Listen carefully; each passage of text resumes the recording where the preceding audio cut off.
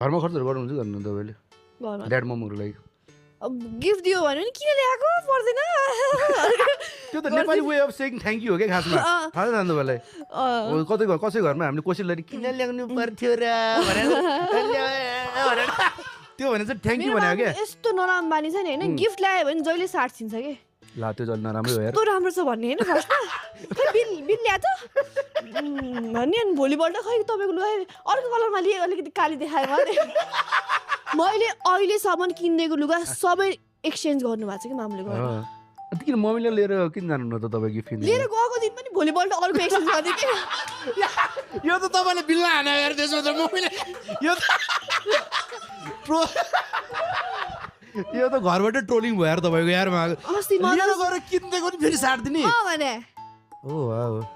किन यो खासमा मैले मलाई नै अचम्म लाग्यो यार यो चाहिँ अलिकति किन सम्बन्ध के छ ठिकै छ नि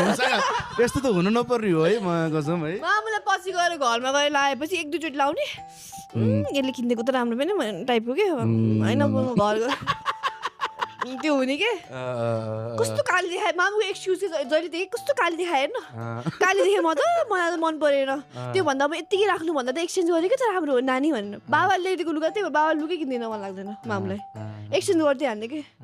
त्यो बानी बाबाले किन्ने पनि एक्सचेन्जै हो त्यसो तपाईँको त गल्ती होइन मेबी यो ऊ नै होला त्यसो उहाँको बानी ओसिडी होला क्या उहाँलाई खोइ थाहा छैन ओसिडीहरू हुन्छ नि यस्तो हुन्छ दाजु कोही मैले एउटा देखाएको थिएँ क्या 7 चोटि गाडी घुमेर छिर्ने क्या ऊ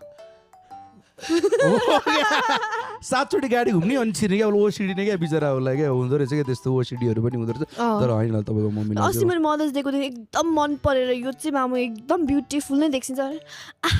कस्तो राम्रो ल्याइन्छ भनेको बुहाडी राम्रो ओ माई गड मेरो छोरीले मलाई कति फेसबुकमा पनि राखेको फेरि Mother's Day gift thank you छोरू भनेर के भोलिपल्ट पिङ्क कलरमा ल्याइदियो कि पर्पल कलर छ कि रातभर निन्दा नलाग्ने होला कि आन्टीलाई बिचरा स्टोरी किन राख्नु कि फेरि थ्याङ्क यू छोरू भनेर फेरि आई थिङ्क मेबी तपाईँको मन राख्दिनु पनि हुनसक्छ छोरी ल्याइदिएको प्लिज अबदेखि त नानीहरूमा पैसा दिए भन्छ त्यसपछि त है अब